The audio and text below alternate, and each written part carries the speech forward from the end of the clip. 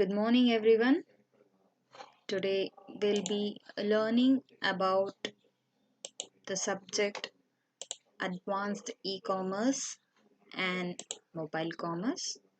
Yes, yesterday we were learning few topics with concern of the same subject. Today we'll be learning about the second unit of the same subject. Prior to that, I would like to thank Parimala who created this PPT. Thank you so much. Yeah, now we will learn the subject advanced e-commerce and mobile commerce. Yeah, as I was mentioning you early, yesterday we learned the few concepts of EDI. Yeah I know ಅದರಲ್ಲಿ ತುಂಬ topics miss ಆಗಿದೆ, ಕೇವಲ introduction ಮಾತ್ರ ಕೊಟ್ಟಿದ್ದೀನಿ. ಇದಾದ ನಂತರ ಮತ್ತೆ ನಾನು ಇನ್ನೊಂದು ವಿಡಿಯೋನ ಕ್ರಿಯೇಟ್ ಮಾಡ್ತೀನಿ ಇ ಡಿ ಐಗೋಸ್ಕರ. ಸೊ ಅದರಲ್ಲಿ ಕಂಪ್ಲೀಟಾಗಿ ಇ ಡಿ ಐ ಕಾನ್ಸೆಪ್ಟ್ಸ್ನ ನಾವು ತಿಳ್ಕೊಳ್ಳೋದಕ್ಕೆ ಸಾಧ್ಯ ಆಗುತ್ತೆ. ಇವಾಗ ನಾವು first part of the second ಯೂನಿಟ್ನ ತಿಳ್ಕೊಳ್ಳೋಣ. So first part of the second ಯೂನಿಟಲ್ಲಿ ನಾವು ಗಮನಿಸ್ತೀವಿ 4 ಕ್ರೈಟೀರಿಯಾಸ್. ಮೊದಲನೇದು ಇ ಬ್ಯಾಂಕಿಂಗ್, ನಂತರ ಎಲೆಕ್ಟ್ರಾನಿಕ್ ಫಂಡ್ ಟ್ರಾನ್ಸ್ಫರ್, ಮತ್ತೆ digital token based electronic payment system, ಆಮೇಲೆ ಇ ಕ್ಯಾಶ್. ಈ 4 ಟಾಪಿಕ್ಸ್ನ ನಾವು ಇವತ್ತು ಈ ವಿಡಿಯೋಲಿ ಕವರ್ ಮಾಡೋಣ. ಸೊ ಮೊದಲು ನಾವು ಈ ಬ್ಯಾಂಕಿಂಗ್ ಬಗ್ಗೆ ತಿಳ್ಕೊಳ್ಳೋಣ. ಈ ಬ್ಯಾಂಕಿಂಗ್ ಬಗ್ಗೆ ತಿಳ್ಕೊಳ್ಳೋಕ್ಕೂ ಮುಂಚೆ ನಾವು ಅರ್ಥ ಮಾಡ್ಕೊಳ್ಬೇಕು ಬ್ಯಾಂಕಿಂಗ್ ಅಂದರೆ ಏನು ಅಂತ ಹೇಳ್ಬಿಟ್ಟು. ಯಾಕಂದರೆ ಯಾಕೆ ಬ್ಯಾಂಕಿಂಗ್ ಅಂದರೆ ಏನು ಅಂತ ಅರ್ಥ ಮಾಡ್ಕೋಬೇಕು ಅಂತಂದರೆ, ಎಸ್ ಅಫ್ಕೋರ್ಸ್ ಬ್ಯಾಂಕಿಂಗ್ ಅನ್ನೋ ಒಂದು ಟರ್ಮ್ ನಮಗೆ ತುಂಬ ಚೆನ್ನಾಗಿ ಅರ್ಥ ಆಗಿದೆ ಅಂದರೆ ನಮಗೆ ಎಲೆಕ್ಟ್ರಾನಿಕ್ ಬ್ಯಾಂಕಿಂಗ್ ಅನ್ನೋ ಒಂದು ಪದ ಅರ್ಥ ಆಗೋದು ಏನು ದೊಡ್ಡ ವಿಚಾರ ಅಲ್ಲ. ಸೊ ಏನಿದು ಬ್ಯಾಂಕಿಂಗ್ ಅಂತ ಹೇಳಿದಾಗ, ಹೌದು, ಬ್ಯಾಂಕಿಂಗ್ ಸೆಕ್ಟರ್ ನಾವು ಗಮನಿಸಿರ್ತೀವಿ. ಅದೊಂದು ಪ್ಲೇಸ್ ಎಲ್ಲಿ ಮನಿ ಎಕ್ಸ್ಚೇಂಜ್ ಆಗತ್ತೆ. ಹೌದು, ಮನಿ ಎಕ್ಸ್ಚೇಂಜ್ ಆಗುತ್ತೆ. ಯಾರ್ಯಾರ ನಡುವೆ? ಡೆಪಾಸಿಟರ್ ಮತ್ತು ಬಾರೋವರ್ ನಡುವೆ. ಏನಕ್ಕೋಸ್ಕರ ಈ ಎಕ್ಸ್ಚೇಂಜ್ ಪರ್ಪಸ್ನ ನಾವು ಗಮನಿಸ್ತೀವಿ ಅಂತ ಹೇಳಿದ್ರೆ, ಮನಿ ಸರ್ಕ್ಯುಲೇಷನ್ ಆಗಿರಬಹುದು, ಮನಿ ಕ್ರಿಯೇಷನ್ ಆಗಿರಬಹುದು. ಅದು ಎಫೆಕ್ಟಿವ್ ಆಗಿ ಆಗೋ ಒಂದು ಜಾಗ ಅಂತ ಹೇಳಿದ್ರೆ ಬ್ಯಾಂಕ್ ಅಥವಾ ಬ್ಯಾಂಕಿಂಗ್ ಸಿಸ್ಟಮ್ ಅಂತಾನೆ ನಾವು ಹೇಳ್ಬಹುದು. ಇದು ಫೈನಾನ್ಷಿಯಲ್ ಗ್ರೋತ್ ಆಗಿರಬಹುದು, ಹಲವಾರು ಕ್ರೈಟೀರಿಯಾಸ್. ಹೌದು, ಇಟ್ ಹ್ಯಾಪನ್ಸ್, ರೈಟ್. ಸೊ ಏನಿದು ಎಲೆಕ್ಟ್ರಾನಿಕ್ ಬ್ಯಾಂಕಿಂಗ್ ಅಂತ ಅಂದರೆ, electronic banking is a form of banking in which funds are transferred through an exchange of electronic signals rather than through exchange of cash. ನೋಡಿ, cash, cheques or other types of paper documents. ನಾನು ಈಗಾಗಲೇ ಹೇಳಿದೆ, traditional banking system ಅಂತ ಹೇಳಿದಾಗ cash ಆಗಿರ್ಬೋದು, cheques ಆಗಿರ್ಬೋದು, paper documents ಆಗಿರಬಹುದು, person to person exchange ಆಗುತ್ತೆ. ಅಂದರೆ ಒಂದು ಸೆಟಪ್, ಏನು ಟ್ರೆಡಿಷನಲ್ ಸೆಟಪ್ ಇರುತ್ತೆ, ಅಲ್ಲಿ ವ್ಯಕ್ತಿಗಳು ಹೋಗ್ತಾರೆ, ಹೋಗಿ ಆ ನಂತರ ಅವರ ಪ್ರೆಸೆನ್ಸಲ್ಲಿ ಕ್ಯಾಶ್ನ, ಚೆಕ್ನ, ರಿಯಲ್ ಟೈಮ್ ಕ್ಯಾಶ್ನ, ರಿಯಲ್ ಟೈಮ್ ಚೆಕ್ಸ್ನ ಅವರು ಕೊಟ್ಟು ಎಕ್ಸ್ಚೇಂಜ್ ಮಾಡಿಕೊಂಡಾಗ ಬ್ಯಾಂಕಿಂಗ್ ಆಕ್ಟಿವಿಟೀಸ್ ಫೆಸಿಲಿಟೇಟ್ ಆಗ್ತಕ್ಕಂಥದ್ದನ್ನು ನಾವು ಗಮನಿಸ್ತೀವಿ.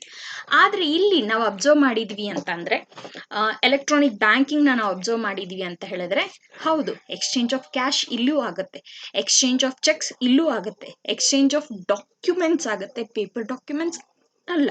ನಾನು ಏನು ಈ ಆಕ್ಟಿವಿಟೀಸ್ ಎಲ್ಲ ಸ್ಪೆಸಿಫೈ ಮಾಡಿದೆ, ಒಂದು ಎಲೆಕ್ಟ್ರಾನಿಕ್ ಸೆಟಪ್, ಎಲೆಕ್ಟ್ರಾನಿಕ್ ಮೀನ್ಸ್ ಮುಖಾಂತರ ಆಗ್ತಕ್ಕಂಥದ್ದನ್ನು ಗಮನಿಸ್ತೀವಿ. ಅದನ್ನೇ ನಾವು ಎಲೆಕ್ಟ್ರಾನಿಕ್ ಬ್ಯಾಂಕಿಂಗ್ ಅಂತ ಹೇಳಿ ಕರಿತೀವಿ. ಈ ಎಲೆಕ್ಟ್ರಾನಿಕ್ ಬ್ಯಾಂಕಿಂಗ್ ಸಿಸ್ಟಮ್ ಅನ್ನೋದು ಫಿನಾನ್ಷಿಯಲ್ ಇನ್ಸ್ಟಿಟ್ಯೂಷನ್ಸ್ ನಡುವೆ ನಡೆಯುತ್ತೆ, ಮರ್ಚೆಂಟ್ ಮತ್ತು ಬ್ಯಾಂಕರ್ ನಡುವೆ ಆಗುತ್ತೆ, ಅಥವಾ ಇಂಡಿವಿಜುವಲ್ ಕಸ್ಟಮರ್ ಬ್ಯಾಂಕ್ ಮುಖಾಂತರ ಅವ್ರು ಇನ್ನೊಂದು ಕಸ್ಟಮರ್ನ ಕಾಂಟ್ಯಾಕ್ಟ್ ಮಾಡ್ತಕ್ಕಂಥದ್ದಾಗಿರಬಹುದು. ಈ ರೀತಿ ಎಲ್ಲ ನೋಡಿ ಇಲ್ಲಿ ಸ್ಪೆಸಿಫೈ ಮಾಡಿರ್ತಾರೆ. Transfer of funds occur between financial institution, banking institution, non banking institutions, ಮತ್ತು ಕ್ರೆಡಿಟ್ ಯೂನಿಯನ್ಸ್, ಮತ್ತು ಎಲ್ಲ ಕಮರ್ಷಿಯಲ್ ಇನ್ಸ್ಟಿಟ್ಯೂಷನ್ ಮತ್ತು ಫಿನಾನ್ಷಿಯಲ್ ಇನ್ಸ್ಟಿಟ್ಯೂಷನ್ಸ್, ಮತ್ತು ನೋಡಿ ಫಾರ್ಮ್ ಆಫ್ ಸ್ಟೋರ್ಸ್, ಮರ್ಚೆಂಟ್ಸ್ ಅಂತ ಹೇಳಿದೆಲ್ಲ ಫಾರ್ಮ್ ಆಫ್ ಸ್ಟೋರ್ಸ್. ಇದ್ರ ಎಲ್ಲರ ನಡುವೆ ಒಂದು ನೆಟ್ವರ್ಕ್, ಪೂಲ್ ಆಫ್ ನೆಟ್ವರ್ಕ್ ರೀತಿಯಲ್ಲಿ ಒಂದು ಬ್ಯಾಂಕಿಂಗ್ ಆಕ್ಟಿವಿಟೀಸ್ ಏನಾಗುತ್ತೆ ಅದು ಎಲೆಕ್ಟ್ರಾನಿಕ್ ಮೀನ್ಸ್ ಮುಖಾಂತರ ಸ್ಪೆಸಿಫೈ ಮಾಡ್ತೀನಿ, ಎಲೆಕ್ಟ್ರಾನಿಕ್ ಮೀನ್ಸ್ ಮುಖಾಂತರ ಆಗುತ್ತೆ. ಅದನ್ನು ನಾವು ಎಲೆಕ್ಟ್ರಾನಿಕ್ ಬ್ಯಾಂಕಿಂಗ್ ಅಂತ ಹೇಳಿ ಕರಿತೀವಿ. ಸೊ ನೆಕ್ಸ್ಟ್, ಯಾವಾಗ ಇದು ಶುರುವಾಗಿದ್ದು ಎಲೆಕ್ಟ್ರಾನಿಕ್ ಬ್ಯಾಂಕಿಂಗ್? ಮೊದಲಿಂದನೂ ಇತ್ತಾ? ಯಾವಾಗ ಶುರುವಾಗಿದ್ದು ಅಂತ ಅಂದರೆ, ಇದು ನಾವು ಗಮನಿಸಿದೀವಿ ಅಂತ ಹೇಳಿದ್ರೆ, ಈಗಲೂ ಕೂಡ ಸುಮಾರು ನಮ್ಮ ದೇಶದಲ್ಲಿ many people prefer traditional banking ಆದ್ರೇ ಚೆನ್ನಾಗಿರುತ್ತೆ. Because they not so use to ಅದು ಇಂಟರ್ನೆಟ್ ಇಲಿಟ್ರಸಿ ಆಗಿರಬಹುದು, ಅಥವಾ ಒಂದು ATM ಕಾರ್ಡ್ನ ಬಳಸೋದು ಹೇಗೆ ಅನ್ನೋದೇ ಸುಮಾರು ಜನಕ್ಕೆ they not self educating, or ಅದಕ್ಕೆ ಒಂದು ಕ್ರೈಟೀರಿಯಾಸ್ ನಾವು ಗಮನಿಸ್ತಾ ಇಲ್ಲ. ಸೊ ಅಂಥದ್ರಲ್ಲಿ ಇಂಟರ್ನೆಟ್ ಬ್ಯಾಂಕಿಂಗು ಇದನ್ನೆಲ್ಲ ಹೇಗೆ ಅಂತ ಹೇಳಿದಾಗ it's a big dilemma. So that many till now they prefer ನಮಗೆ ಟ್ರೆಡಿಷನಲ್ ಬ್ಯಾಂಕಿಂಗೇ ಇರಲಿ ಅಂತ ಹೇಳ್ಬಿಟ್ಟು. ಆದರೆ ನಾವು ಈ ಎಲೆಕ್ಟ್ರಾನಿಕ್ ಬ್ಯಾಂಕಿಂಗ್ ಟರ್ಮ್ನ ಗಮನಿಸಿದಾಗ ಯಾವಾಗ ಶುರುವಾಗಿದ್ದು? Yes, in 1950s, the Bank of America was one of the first institution to develop the idea of electronic computers could take over the banking task. ಅಂದರೆ ಬ್ಯಾಂಕ್ ಆಫ್ ಅಮೆರಿಕಾ 1950 ಇದನ್ನ ನೋಡಿ ಏನೇನು ವಿಚಾರಗಳಿಗೆ ಅದು ಈ ಒಂದು ಎಲೆಕ್ಟ್ರಾನಿಕ್ ಕಂಪ್ಯೂಟರ್ಸ್ನ ಬಳಸಲಿಕ್ಕೆ ಶುರುವಾಯಿತು, ಇಂಪ್ಲಿಮೆಂಟ್ ಮಾಡ್ತು ಅಂದರೆ ಚೆಕ್ಸ್ನ ಹ್ಯಾಂಡಲ್ ಮಾಡಲಿಕ್ಕೆ, ಮತ್ತು ಅಕೌಂಟ್ಸ್ನ ಬ್ಯಾಲೆನ್ಸ್ ಮಾಡಲಿಕ್ಕೆ ನಾವು ಟ್ಯಾಲಿನ ಗಮನಿಸ್ತೀವಿ, ರೈಟ್. ಬಟ್ ಇವಾಗ ನಮ್ಮ ದೇಶದಲ್ಲಿ ಎಂಟೈರ್ SBI ಅಥವಾ ಬ್ಯಾಂಕಿಂಗ್ಸ್ಗೆ ಟ್ಯಾಲಿ ಅಥವಾ ಈ ರೀತಿಯಾದ ಅಪ್ಲಿಕೇಶನ್ಸ್ನ ಬಳಸ್ತಾ ಇಲ್ಲ. ಬ್ಯಾಂಕ್ ಅವರೇ ಅವ್ರದ್ದೇ ಆಗಿರ್ತಕ್ಕಂಥ ಒಂದು ಸ್ಪೆಸಿಫಿಕ್ ಸಾಫ್ಟ್ವೇರ್ನ ಡೆವಲಪ್ ಮಾಡಿಸ್ಕೊಳ್ತಿದ್ದಾರೆ.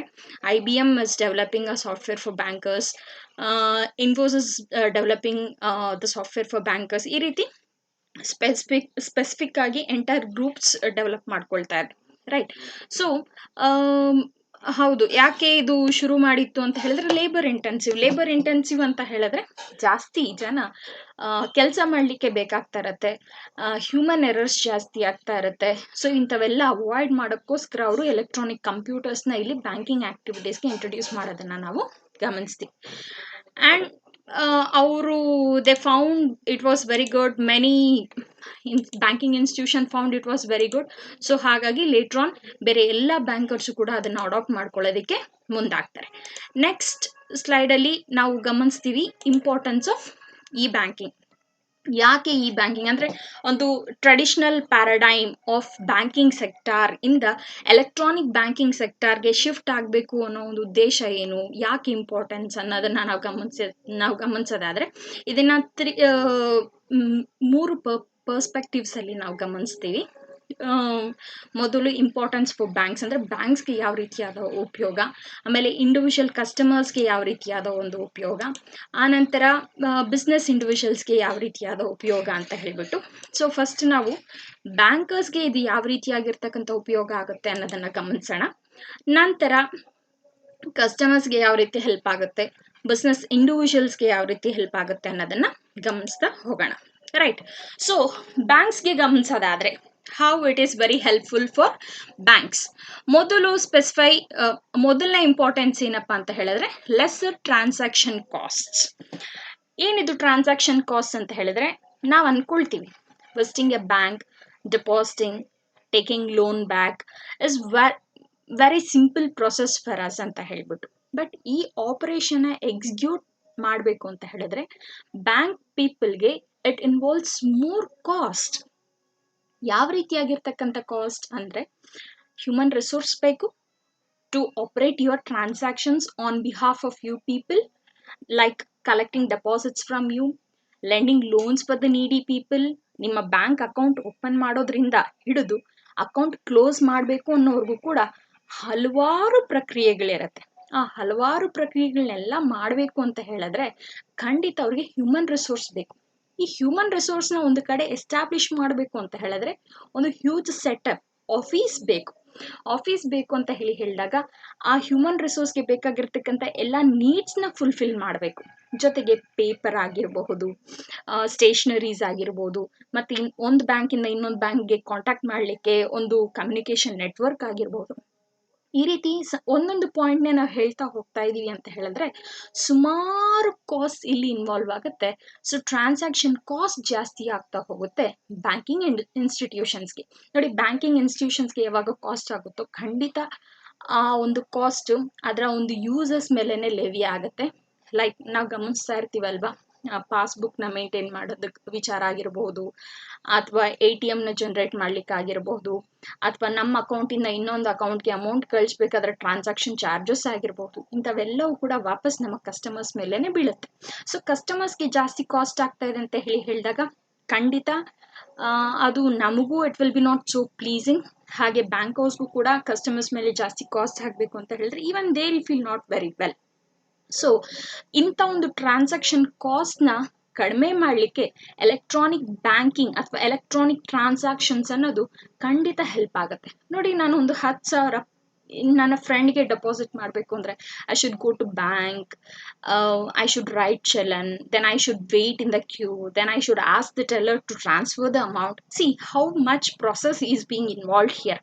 ಅದೇ ನಾನು ಇವಾಗ ಬ್ಯಾಂಕಿಂಗ್ ಆ್ಯಪ್ ಮುಖಾಂತರ ಫಿಂಗರ್ ಟಿಪ್ಸಲ್ಲೇ ನಾನು ಕಳಿಸ್ಬಿಡ್ಬೋದು. So I need not to visit to bank too. So ನನಗೆ ಕೂಡ ಇದು ಟೈಮ್ ಸೇವಿಂಗ್. ಅದೇ ರೀತಿ ಬ್ಯಾಂಕರ್ಸ್ಗೂ ಕೂಡ ಟ್ರಾನ್ಸಾಕ್ಷನ್ಸ್ ಕಾಸ್ಟ್ ಅನ್ನೋದನ್ನು ರೆಡ್ಯೂಸ್ ಮಾಡ್ಕೊಳ್ಳೋದಕ್ಕೆ ತುಂಬಾನೇ ಅನುಕೂಲ ಆಗ್ತಾ ಇದೆ.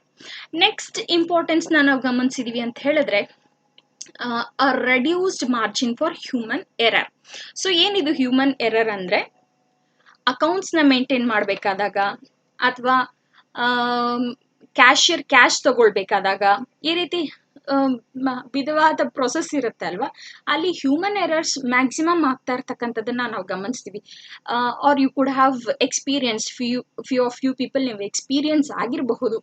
ಲೈಕ್ 10,000 ಕೊಡಬೇಕಾಗಿರೋ ಕಡೆ 11,000 ಕೊಟ್ಟಿರ್ತಾರೆ. ಇದೆಲ್ಲ ಹ್ಯೂಮನ್ ಎರರ್ಸ್ನ ಒಂದು ಭಾಗ.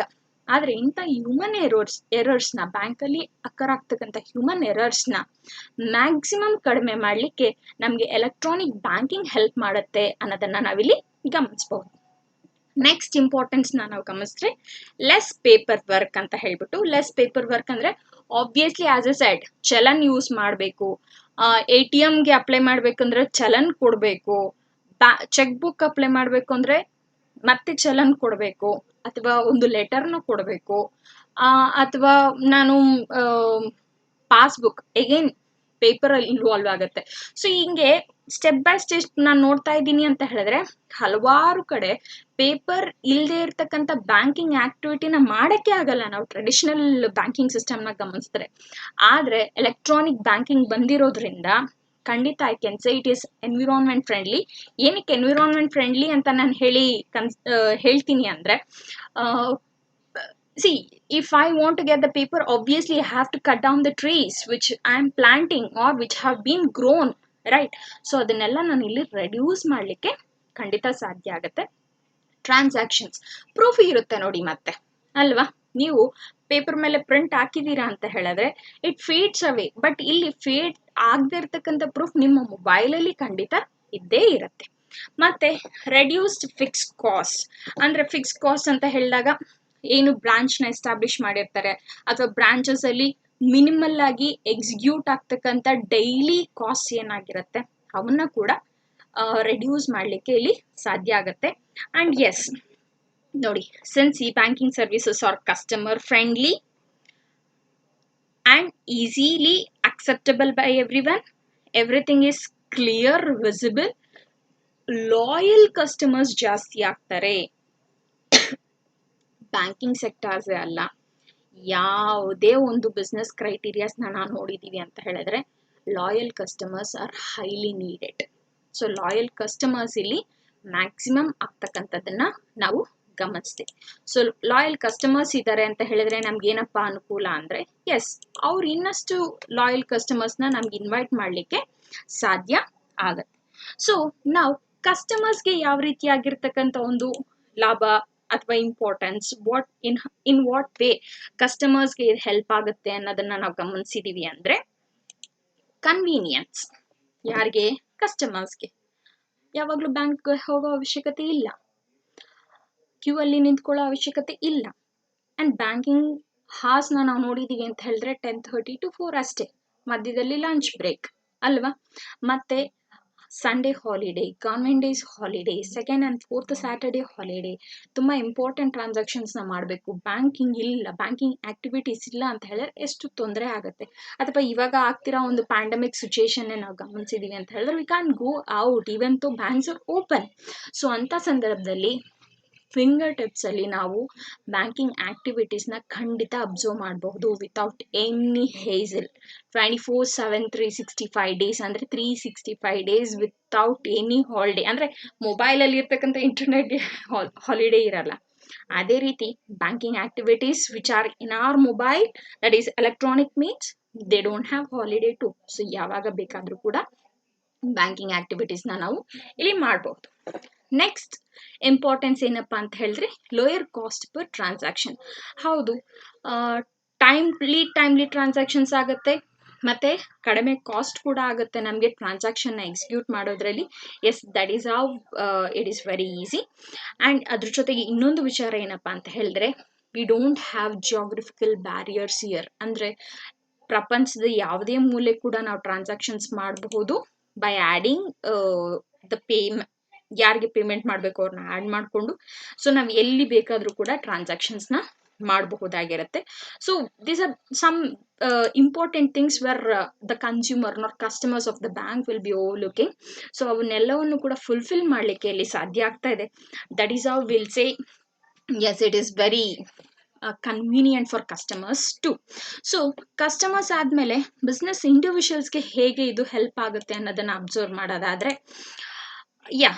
ಯು ಕ್ಯಾನ್ ಬ್ಯಾಂಕರ್ಸ್ಗೆ ಎಷ್ಟು ತುಂಬ ಹೆಲ್ಪ್ ಆಗುತ್ತೆ ಇಂಟರ್ನೆಟ್ ಬ್ಯಾಂಕಿಂಗು ಅಥವಾ ಅವರ ಬ್ಯಾಂಕಿಂಗ್ ಕ್ರೈಟೀರಿಯಾಸ್ನ ಎಲೆಕ್ಟ್ರಾನಿಫೈ ಮಾಡಿರೋದು. ಬಿಸ್ನೆಸ್ ಇಂಡಿವಿಜುವಲ್ಗೂ ಕೂಡ ಅದೇ ರೀತಿ ತುಂಬ ಅನುಕೂಲಗಳಾಗ್ತಕ್ಕಂಥದ್ದನ್ನು ನಾವಿಲ್ಲಿ ಗಮನಿಸಬಹುದು. ಸೊ ಏನೇನು ಬಿಸ್ನೆಸ್ ಇಂಡಿವಿಜುವಲ್ಸ್ಗೆ ಹೆಲ್ಪ್ ಆಗ್ತಕ್ಕಂಥದ್ದು ಅಥವಾ ಇಂಪಾರ್ಟೆನ್ಸ್ ಏನು ಬಿಸ್ನೆಸ್ ಇಂಡಿವಿಜುವಲ್ಸ್ಗೆ ಎಲೆಕ್ಟ್ರಾನಿಕ್ ಬ್ಯಾಂಕಿಂಗ್ ಅಂತ ಹೇಳಿ ನೋಡೋದಾದರೆ, ಅಕೌಂಟ್ ರಿವ್ಯೂಸ್, ಟೈಮ್ಲಿ ಅಕೌಂಟ್ ರಿವ್ಯೂಸ್ನ ಮಾಡ್ಕೊಳ್ಬಹುದು. ಮತ್ತು ಅವ್ರ ಅಕೌಂಟಿಂಗ್ ಆ್ಯಕ್ಟಿವ್ ಸ್ಟೇಟಸ್ನ ಮತ್ತು ಅವರು ಫರ್ದರ್ ಬಡ್ಜೆಟ್ರಿ ಪ್ಲ್ಯಾನ್ಸು ಮತ್ತೊಂದು ಇನ್ನೊಂದು ಪ್ರತಿಯೊಂದಕ್ಕೂ ಕೂಡ ಅವರು ಬೆಟರ್ ಕ್ರೈಟೀರಿಯಾ ಅಥವಾ ಐ ಕ್ಯಾನ್ ಸೇ ಕ್ವಿಕ್ ಆಗಿ ಎಲೆಕ್ಟ್ರಾನಿಕ್ ಬ್ಯಾಂಕಿಂಗ್ ಸಿಸ್ಟಮ್ ಇರೋದ್ರಿಂದ ಅವರು ಆಕ್ಸೆಸ್ ಮಾಡಲಿಕ್ಕೆ ಸಾಧ್ಯ ಆಗುತ್ತೆ. ಮತ್ತು ಬ್ಯಾಂಕಿಂಗ್ ಆ್ಯಕ್ಟಿವಿಟೀಸ್ಗಂತಾನೆ ಅವರು ಸ್ಪೆಷಲ್ ಸ್ಟಾಫ್ನ ಹೈರ್ ಮಾಡಬೇಕಾಗಿರಲ್ಲ.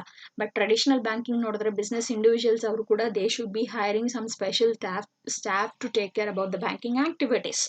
ಬಟ್ ಹಿಯರ್ ಅದು ರೆಡ್ಯೂಸ್ ಆಗುತ್ತೆ. ಸೊ ದಟ್ ಅಲ್ಲಿ ಕೂಡ ಅವ್ರಿಗೆ ಕಾಸ್ಟ್ ಸೇವ್ ಆಗ್ತಕ್ಕಂಥದ್ದನ್ನು ನಾವು ಗಮನಿಸಬಹುದು. ಮತ್ತು ಎಸ್, ಬೆಟರ್ ಪ್ರೊಡಕ್ಟಿವಿಟಿ. ಬ್ಯಾಂಕಿಂಗ್ ಪ್ರೊಡಕ್ಟಿವಿಟಿಗೂ ಏನು ಸಂಬಂಧ? ಬ್ಯಾಂಕಿಂಗ್ ಆ್ಯಕ್ಟಿವಿಟೀಸ್ ಹೇಗೆ ಪ್ರೊಡಕ್ಟಿವಿಟಿನ ಇಂಪ್ರೂವ್ಮೆಂಟ್ ಮಾಡುತ್ತೆ ಅಥವಾ ರೈಸ್ ಮಾಡುತ್ತೆ ಅಂತ ನಾವು ಅಬ್ಸರ್ವ್ ಮಾಡೋದಾದರೆ, delayed in payments, delayed in production, ನಾವು ಇದನ್ನು ಅರ್ಥ ಮಾಡ್ಕೋಬೇಕು. Quick in payments, quick in production. ಏನಿದು delayed in production, delayed in payments, quick in payments, quick in production ಅಂತ ಏನಾದರೂ ಅಬ್ಸರ್ವ್ ಮಾಡಿದ್ರೆ, ನಾನು ಸಪ್ಲೈಯರ್ಸ್ ಹತ್ರ ಏನೋ ಪರ್ಚೇಸ್ ಮಾಡಿದ್ದೀನಿ, if I don't make payment they don't supply it to me in time. So ನನಗೆ ಬೇಕಾಗಿರ್ತಕ್ಕಂಥ ಸಪ್ಲೈಸ್ ಇನ್ ಟೈಮ್ ಸಿಕ್ಕಿಲ್ಲ ಅಂತ ಹೇಳಿದ್ರೆ ನಾನು ಬೇಗನೆ ಪ್ರೊಡಕ್ಷನ್ ಮಾಡಲಿಕ್ಕೆ ಸಾಧ್ಯ ಆಗಲ್ಲ. ಆದ್ದರಿಂದ ನಾನು ಬೇಗನೆ ಮಾರಾಟ ಮಾಡಲಿಕ್ಕೆ ಸಾಧ್ಯ ಆಗಲ್ಲ. ಅದರಿಂದ ನನಗೆ ಬರಬೇಕಾಗಿರ್ತಕ್ಕಂಥ ಪ್ರಾಫಿಟ್ಸ್ ಬೇಗನೆ ಬರಲ್ಲ. ಅಥವಾ ನಾನು ಎಷ್ಟು ಇನ್ವೆಸ್ಟ್ ಮಾಡ್ಬೇಕು ಅಂದ್ಕೊಂಡಿರ್ತೀನಿ ಅದನ್ನು ಬರ್ಸ್ಕೊಳ್ಳೋದಕ್ಕೆ ಸಾಧ್ಯ ಆಗಲ್ಲ. ಬಟ್ ಯಾವಾಗ ಟ್ರಾನ್ಸಾಕ್ಷನ್ಸ್ ಕ್ವಿಕ್ ಆಗುತ್ತೆ, ಯಾವಾಗ ಪೇಮೆಂಟ್ಸ್ ನಾನು ಕ್ವಿಕ್ ಆಗಿ ಮಾಡ್ತೀನಿ, ಆವಾಗ ನನಗೆ ಬೇಕಾಗಿರ್ತಕ್ಕಂಥ ಸಪ್ಲೈಸ್ ಇನ್ ಟೈಮ್ ಸಿಗುತ್ತೆ. ಅದೇ ರೀತಿ ನಾನು ಪ್ರೊಡಕ್ಟಿವಿಟಿ ಆಸ್ಪೆಕ್ಟ್ಸ್ನ ಕೂಡ ತುಂಬ ಈಸಿಯಾಗಿ ಕ್ವಿಕ್ ಆಗಿ ಇನ್ ಟೈಮ್ ಮಾಡ್ಕೊಳ್ಳೋದಕ್ಕೆ ಸಾಧ್ಯ ಆಗತ್ತೆ. ಇನ್ನು ಲೋಯರಿಂಗ್ ಕಾಸ್ಟ್ ಅಂತ ಹೇಳಿ ಸ್ಪೆಸಿಫೈ ಮಾಡ್ತಿದ್ದಾರೆ. ಸೊ ಏನಿದು ಲೋಯರಿಂಗ್ ಕಾಸ್ಟ್ ಅಂತ ಹೇಳಿದಾಗ, ಎಸ್, ಯಾವಾಗಲೂ ಬ್ಯಾಂಕಿಂಗ್ ಆ್ಯಕ್ಟಿವಿಟೀಸ್ ಮಾಡ್ತಾ ಇರ್ತಾರೆ, ಟ್ರೆಡಿಷನಲ್ ಬ್ಯಾಂಕಿಂಗ್ ಮಾಡೋಕ್ಕೆ ಹೋಗಿದ್ದಾರೆ ಅಂತ ಹೇಳಿದಾಗ ಕಾಸ್ಟ್ ಜಾಸ್ತಿ ಆಗಬಹುದು, ಇಂಥವೆಲ್ಲ ಇರುತ್ತಲ್ಲ. ಸೊ ಇಂಟರ್ನೆಟ್ ಬ್ಯಾಂಕಿಂಗ್ ಮಾಡ್ಕೊಳ್ಳೋ ಮುಖಾಂತರ ಆ ರೀತಿ ಇರ್ತಕ್ಕಂಥ ಒಂದು ಕಾಸ್ಟ್ ರೆಡ್ಯೂಸ್ ಮಾಡ್ಕೊಳ್ಳೋದಕ್ಕೆ ಸಾಧ್ಯ ಆಗುತ್ತೆ. ಇನ್ನು ಏನೇನು ಇಂಪಾರ್ಟೆನ್ಸ್ ಅಂತ ಹೇಳಿ ನಾವು ಗಮನಿಸಿದಾಗ, ಲೆಸ್ಸರ್ ಎರರ್ಸ್. ನೋಡಿ, ಎರರ್ಸ್ ಬ್ಯಾಂಕರ್ಸ್ಗೂ ತೊಂದರೆನೇ ತರುತ್ತೆ, ಕಸ್ಟಮರ್ಸ್ಗೂ ತೊಂದರೆನೇ ತರುತ್ತೆ, ಬಿಸ್ನೆಸ್ ಇಂಡಿವಿಜುವಲ್ಸ್ಗೂ ಕೂಡ ತೊಂದರೆನೇ ತರುತ್ತೆ. ಸೊ ಈ ಎಲ್ಲ ಎರರ್ಸ್ನ in concern with bankers, in concern with customers, in concerns with business, 3 ಕ್ರೈಟೀರಿಯಾಸ್ಗೂ ಕೂಡ ಎರರ್ಸ್ನ ಕಡಿಮೆ ಮಾಡಲಿಕ್ಕೆ ಸಾಧ್ಯ ಆಗುತ್ತೆ. ಸೊ ದಟ್ ಹೇಸಲ್ ಫ್ರೀ ಟ್ರಾನ್ಸಾಕ್ಷನ್ಸ್ನ, ಹೇಸಲ್ ಫ್ರೀ ಡೇಟಾನ ಅವರು ಮೇಂಟೈನ್ ಮಾಡ್ಕೊಳ್ಳೋದಕ್ಕೆ ಸಾಧ್ಯ ಆಗುತ್ತೆ. ಅದ್ರ ಜೊತೆಗೆ ನೋಡಿ, ಫ್ರಾಡ್ನ ಕೂಡ ರೆಡ್ಯೂಸ್ಡ್ ಫ್ರಾಡ್ ಅಂದರೆ ಫ್ರಾಡುಲೆಂಟ್ ಆಕ್ಟಿವಿಟೀಸ್ನ ಕೂಡ ರೆಡ್ಯೂಸ್ ಮಾಡ್ಕೊಳ್ಳೋದಕ್ಕೆ ಇಲ್ಲಿ ಸಾಧ್ಯ ಆಗತ್ತೆ. ಸೊ ಪ್ರಾಬ್ಲಿ ಏನೇನು ಫ್ರಾಡ್ ಆಕ್ಟಿವಿಟೀಸ್ ಆಗಬಹುದು ಅಂತ ಹೇಳಿದಾಗ ಕ್ಯಾಶ್ ಥೆಫ್ಟ್, ಟ್ರಾನ್ಸಾಕ್ಷನ್ ಮಿಸ್ಯುಟಿಲೈಸೇಷನ್, ಬೇರೆ ಇನ್ಯಾರಿಗೋ ಅಮೌಂಟ್ನ ಪೇ ಮಾಡ್ತಕ್ಕಂಥದ್ದು, wrong payments I mean to say, ಇಂಥವೆಲ್ಲವನ್ನ ಕೂಡ ರೆಡ್ಯೂಸ್ ಮಾಡಬಹುದಾಗಿರತ್ತೆ. So it is very very helpful and it is very very useful for business individuals also. So overall ನಾವು ನೋಡಿದೀವಿ ಅಂತ ಹೇಳಿದ್ರೆ ಬಿಸ್ನೆಸ್ ದೃಷ್ಟಿಕೋನದಲ್ಲಾಗಿರಬಹುದು, ಕಸ್ಟಮರ್ಸ್ ದೃಷ್ಟಿಕೋನದಲ್ಲಾಗಿರಬಹುದು, ಅಥವಾ ಬ್ಯಾಂಕರ್ಸ್ ವ್ಯೂ ಆಗಿರಬಹುದು, electronic banking place really a very very important role ಅನ್ನೋದನ್ನ ಅರ್ಥ ಮಾಡ್ಕೊಳ್ಬೇಕಾಗಿರತ್ತೆ. So next ನಾವು observe ಮಾಡೋದಾದ್ರೆ types of e banking. there are different types of e-banking. So ಯಾವ್ಯಾವ ಲೆವೆಲ್ಸ್ ಅಲ್ಲಿ ಹೇಗೆ ಅನ್ನೋದನ್ನ ನಾವಿಲ್ಲಿ ಅರ್ಥ ಮಾಡ್ಕೊಳ್ತೀವಿ. ಸೊ ಮೊದಲನೇದು level 1 E banking. What is this level 1 E banking ಅಂತ ನಾವು ಅಬ್ಸರ್ವ್ ಮಾಡಿದ್ರೆ, this is the basic level of service that banks offer through there websites. Basic level service ಅಂದ್ರೆ ಡೆಪಾಸಿಟ್ಸ್ ನಾವು ಖಂಡಿತ ಬ್ಯಾಂಕ್ಗೆ ಹೋಗಿ ಮಾಡಬೇಕಾಗಿರುತ್ತೆ, ಯಾಕಂದ್ರೆ ಹಾರ್ಡ್ ಕ್ಯಾಶ್ನ ಡೆಪಾಸಿಟ್ ಮಾಡ್ತಕ್ಕಂಥದ್ದು. ಬಟ್ ಟ್ರಾನ್ಸ್ಫರ್ ಮಾಡ್ತಕ್ಕಂಥದ್ದು, ಅಕೌಂಟ್ ಸ್ಟೇಟ್ಮೆಂಟ್ಸ್ನ ನಾವು ವ್ಯೂ ಮಾಡ್ತಕ್ಕಂಥದ್ದು, ನಮ್ಮ ATM ಕಾರ್ಡ್ ಡೀಟೇಲ್ಸ್ನ ಆಕ್ಸೆಸ್ ಮಾಡ್ಕೊಳ್ತಕ್ಕಂಥದ್ದಾಗಿರಬಹುದು, ಬೇರೆಯವ್ರಿಗೆ ಫಂಡ್ ಟ್ರಾನ್ಸ್ಫರ್ ಮಾಡ್ತಕ್ಕಂಥದ್ದಾಗಿರಬಹುದು, ಅಥವಾ ಲೋನ್ ಡೀಟೇಲ್ಸ್ನ ಚೆಕ್ ಮಾಡ್ತಕ್ಕಂಥದ್ದಾಗಿರ್ಬೋದು. ಇಂಥ ಬೇಸಿಕ್ ಸರ್ವಿಸಸ್ ಇರುತ್ತೆ ಅಲ್ವಾ, ಆ ಸರ್ವಿಸಸ್ ಬ್ಯಾಂಕರ್ಸ್ನ ವೆಬ್ಸೈಟ್ ಮುಖಾಂತರ ಪ್ರೊವೈಡ್ ಮಾಡ್ತಾರೆ ಅಲ್ವಾ, ಅದನ್ನ ನಾವು ಲೆವೆಲ್ 1 ಸರ್ವಿಸ್ ಅಂತ ಹೇಳಿ ಕರಿತೀವಿ. Through this service, the bank offers information about its products and services to customers. Further, some banks may receive and reply queries through the email to. ನಾನು ಹೇಳ್ದಲ್ಲ ಬೇಸಿಕ್ ಸರ್ವಿಸ್. ಚೆಕ್ ಅಪ್ಲೈ ಮಾಡ್ಬೇಕು, ನನ್ನ check pass ಆಗಿದೆಯಾ ಇಲ್ವಾ ತಿಳ್ಕೊಳ್ಬೇಕು, check ಪೇಮೆಂಟ್ನ stop ಮಾಡ್ಬೇಕು, ನನ್ನ ATM card ಕಳೆದೋಗಿದೆ ಅದನ್ನ ಅಪ್ಲೈ ಮಾಡ್ಬೇಕು, ATM ಕಾರ್ಡ್ ಮಿಸ್ಯುಟಿಲೈಸ್ ಆಗ್ತಾ ಇದೆ ಅದು ಪೇಮೆಂಟ್ನ ಸ್ಟಾಪ್ ಮಾಡ್ಬೇಕು ನಾನು. ಸೊ ಈ ರೀತಿ ಬೇಸಿಕ್ ಸರ್ವಿಸಸ್ ಏನಿರುತ್ತೆ, ಆ ಬೇಸಿಕ್ ಸರ್ವಿಸಸ್ನ ಬ್ಯಾಂಕರ್ ಅವರ ವೆಬ್ಸೈಟ್ ಲೆವೆಲಲ್ಲಿ ಪ್ರೊವೈಡ್ ಮಾಡ್ತಾರಲ್ಲ, ಆ ಸರ್ವಿಸಸ್ನೇ ನಾವು ಇ ಬ್ಯಾಂಕಿಂಗ್ನ ಲೆವೆಲ್ 1 ಸರ್ವಿಸಸ್ ಅಥವಾ level 1 type of e banking ಅಂತ ಹೇಳಿ ಸ್ಪೆಸಿಫೈ ಮಾಡ್ತೀವಿ. ನಂತರ ನಾವು ಗಮನಿಸ್ತೀವಿ ಲೆವೆಲ್ 2. ಲೆವೆಲ್ 2 ಅಲ್ಲಿ ಏನೇನಾಗುತ್ತೆ ಅನ್ನೋದನ್ನ ನೋಡೋಣ. In this level, banks hello their customers to submit instructions or application for different services, check their account balance, etc. However, banks do not permit their customers to do any fund-based transactions on their account. Right. ನಾನು ಇದನ್ನ level 1ಗೆನೆ ಹೇಳಿದ್ದೆ, but additional ಆಗಿ credit card ಸ್ಟೇಟ್ಮೆಂಟ್ನ check ಮಾಡಬೇಕು, ನನ್ನ ಸ್ಟೇಟ್ಮೆಂಟ್ನ ನಾನು print ತಗೊಳ್ಬೇಕು, ಇಂಥವೆಲ್ಲವೂ ಇರುತ್ತಲ್ಲ. So ಅದನ್ನ ನಾವು ಲೆವೆಲ್ 2 ಅಲ್ಲಿ ಗಮನಿಸ್ತೀವಿ. Level 2 type of e banking ಅಂತ ಹೇಳಿ ಕರಿತೀವಿ. ಥರ್ಡ್ ಲೆವೆಲ್ ಅಲ್ಲಿ ಏನಾಗುತ್ತೆ, banks allow their customers to operate their accounts for fund transfer, bill payments, purchase and redeem securities, etcetera. So level 3 ಅಲ್ಲಿ, ನಾನು ಲೆವೆಲ್ 1 ಅಲ್ಲಿ ಅಂತ ಹೇಳಿದೆ, ಬಟ್ ಲೆವೆಲ್ 3 ಅಲ್ಲಿ fund transfer, bill payments, purchase and redeem securities. ಕೆಲವರು internet ಮುಖಾಂತರ they will invest ಮಾಡ್ತಾರೆ stock ಮಾರ್ಕೆಟ್ಸ್ಗೆ. So stock ಮಾರ್ಕೆಟ್ಸ್ನ monitor ಮಾಡ್ತಕ್ಕಂಥದ್ದು, ಅದೆಲ್ಲವನ್ನು ಕೂಡ ನಾವು ಲೆವೆಲ್ 3 ಅಲ್ಲಿ ಗಮನಿಸ್ತೀವಿ. ರೈಟ್. ಸೊ ಬ್ಯಾಂಕಿಂಗ್ ಆಕ್ಟಿವಿಟೀಸ್ನ ನಾವೇನು ಸ್ಟೇಜ್ ಬೈ ಸ್ಟೇಜ್ ಮಾಡ್ತೀವಿ ಅದನ್ನ 3 ಲೆವೆಲ್ಸ್ ಆಗಿ ಇಲ್ಲಿ ಡಿವೈಡ್ ಮಾಡಿದ್ದೀವಿ, like level 1, level 2 and level 3. So level 1 ಅಲ್ಲಿ ಆಕ್ಸೆಸಿಂಗ್, ಲೆವೆಲ್ 2 ಅಲ್ಲಿ knowing the statement balance, level 3 ಅಲ್ಲಿ transferring funds and all those ಸ್ಟಫ್ನ ನಾವಿಲ್ಲಿ ಗಮನಿಸ್ತೀವಿ. ನೆಕ್ಸ್ಟ್ ನಾವು ನೋಡಿದ್ರೆ ನಮ್ಮ ಇಂಡಿಯಾ ಅಲ್ಲಿ ಪಾಪ್ಯುಲರ್ ಎಲೆಕ್ಟ್ರಾನಿಕ್ ಬ್ಯಾಂಕಿಂಗ್ ಸರ್ವಿಸಸ್ ಯಾವ್ಯಾವುದು ಅನ್ನೋದನ್ನ ಗಮನಿಸೋಣ. ಮೊದಲನೇದು ATMs, also called as automated teller machines. ಪ್ರತಿಯೊಂದು ಕಡೆನೂ ಕೂಡ ನಾವು ಇವಾಗ ATMsನ ಗಮನಿಸ್ತಾ ಇದ್ದೀವಿ. Yes, we can deposit cash, we can withdraw cash. Even ಇವಾಗ ಹೇಗೆ ಫಾಸ್ಟ್ ಆಗಿ ಅಪ್ಡೇಟ್ ಆಗಿದೆ ಅಂತ ಹೇಳಿದ್ರೆ ATM ಮುಖಾಂತರನೇ ಫಂಡ್ ಟ್ರಾನ್ಸ್ಫರ್ನ ಕೂಡ ನಾವು ಮಾಡ್ಕೊಳ್ಳೋದಕ್ಕೆ ಅನುಕೂಲ ಆಗ್ತಾ ಇದೆ. ಅದು ಇನ್ನ ಡೆವಲಪ್ ಆಗ್ತಾ ಇರ್ತಕ್ಕಂಥದ್ದನ್ನ ನಾವು ಗಮನಿಸ್ತಾ ಇದ್ದೀವಿ. ಟೆಲಿಫೋನ್ ಬ್ಯಾಂಕಿಂಗ್ ಅಂತ ಹೇಳಿದ್ರೆ ಬ್ಯಾಂಕರ್ಸ್ದು ಮೊಬೈಲ್ ನಂಬರ್ ಸರ್ವಿಸ್ ನಂಬರ್ ಏನಿರುತ್ತೆ ಆ ಸರ್ವಿಸ್ ನಂಬರ್ಸ್ಗೆ ನಾವು ಕಾಲ್ ಮಾಡಿದ್ರೆ ನಮ್ಮ ಬ್ಯಾಂಕಿಂಗ್ ಅಕೌಂಟ್ನ ಬ್ಯಾಲೆನ್ಸ್ ಏನಿರುತ್ತೆ ಆ ಬ್ಯಾಲೆನ್ಸ್ನ ತಿಳ್ಕೊಳ್ಳೋದಕ್ಕೆ ಸಾಧ್ಯ ಆಗುತ್ತೆ. ಈ ರೀತಿ ಟೆಲಿಫೋನ್ ಮುಖಾಂತರ, ಅರ್ಥ ಆಯ್ತಾ? They are providing certain limited services ಅಂತ ಹೇಳ್ಬೋದು. ಫುಲ್ ಎಕ್ಸ್ಟೆಂಡ್ಗೆ ಮಾಡ್ಲಿಕ್ಕೆ ಸಾಧ್ಯ ಆಗ್ತಾಯಿಲ್ಲ, ಯಾಕಂದ್ರೆ ಕಸ್ಟಮರ್ನ ಕ್ಲಿಯರ್ ಆಗಿ ಆಥರೈಸ್ಡ್ ಐಡೆಂಟಿಫೈ ಮಾಡ್ಲಿಕ್ಕೆ ಸಾಧ್ಯ ಆಗಲ್ಲ. ಸೊ ಕಾಲ್ ಮಾಡಿದಾಗ ಅಕೌಂಟ್ ಬ್ಯಾಲೆನ್ಸ್ನ ತಿಳ್ಕೊಳ್ಳೋದಕ್ಕೆ ನಾನು ಗಮನಿಸಿದ್ದೀನಿ. ಸೊ ಅದೇ ರೀತಿ ಇನ್ನು ಹಲವಾರು ಬೇಸಿಕ್ ಸರ್ವಿಸಸ್ನ ಪ್ರೊವೈಡ್ ಮಾಡೋದನ್ನ ನಾವು ಗಮನಿಸ್ತೀವಿ.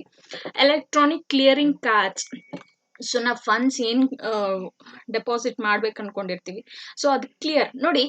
ಯಾವುದೇ ಒಂದು ಪೇಮೆಂಟ್ನ ನಾನು ಮಾಡಿದ್ದೀನಿ ಅಂತ ಹೇಳಿದ್ರೆ ಆ ಪೇಮೆಂಟ್ ಕ್ಲಿಯರಿಂಗ್ ಸಿಸ್ಟಮ್ ಅಲ್ಲಿ, ಎಲೆಕ್ಟ್ರಾನಿಕ್ ಕ್ಲಿಯರಿಂಗ್ ಸಿಸ್ಟಮ್ಸ್ ಅಲ್ಲಿ ECS ಅಂತ ಹೇಳಿ ಕರಿತೀವಿ, ಕ್ಲಿಯರ್ ಆದ್ರೇನೆ ಥರ್ಡ್ ಪಾರ್ಟಿ ಅಂದ್ರೆ ನಾನು ಯಾರಿಗೆ ಟ್ರಾನ್ಸ್ಫರ್ ಮಾಡ್ಬೇಕು ಅನ್ಕೊಂಡಿರ್ತೀನೋ ಅವ್ರಿಗೆ ಟ್ರಾನ್ಸ್ಫರ್ ಆಗ್ತಕ್ಕಂಥದ್ದು, ಅಂದ್ರೆ the transaction attended and cleared ಅಂತ ಹೇಳ್ಬಿಟ್ಟು ಅರ್ಥ. ಸೊ ಅದನ್ನ ಎಲೆಕ್ಟ್ರಾನಿಕ್ ಕ್ಲಿಯರಿಂಗ್ ಸಿಸ್ಟಮ್ಸ್ ಅಥವಾ ಎಲೆಕ್ಟ್ರಾನಿಕ್ ಕ್ಲಿಯರಿಂಗ್ ಕಾರ್ಡ್ಸ್ ಅಂತ ಹೇಳಿ ನಾವು ಗಮನಿಸಬಹುದು. Smart cards. Next is debit cards, credit cards, gift cards, travel cards, ಹಲವಾರು cards. Like we were use to see the cheques, gift cheques, travel cheques ಏನು ಗಮನಿಸ್ತೀವಿ. Debit cards and credit ಕಾರ್ಡ್ಸ್ನ ಗಮನಿಸ್ತಾ ಇದ್ದೀವಿ. ಕ್ರೆಡಿಟ್ ಕಾರ್ಡ್ಸ್ ಅಲ್ಲಿ different class of people, ಅಂದ್ರೆ business ಕ್ಲಾಸ್ಗೊಂದು, platinum card, gold card, diamond card, ಈ ರೀತಿ ಹಲವಾರು ಕಾರ್ಡ್ಸ್ನ ನಾವು ಗಮನಿಸ್ತೀವಿ. ಅದನ್ನ ಕೂಡ instead of hard cash we are carrying the plastic money in the name of smart cards ಅನ್ನೋದನ್ನ ನಾವು ಅರ್ಥ ಮಾಡ್ಕೊಳ್ಬೇಕಾಗಿರತ್ತೆ. Yes, as a said, see ECS and electronic cards ನಾನು ಮುಂಚೆನೆ ಹೇಳ್ದಲ್ಲ, there you can see this, right? Okay. Electronic fund transfer system, EFTs and ECS ಎರಡು active ಆಗಿರ್ಬೇಕಾಗಿರತ್ತೆ.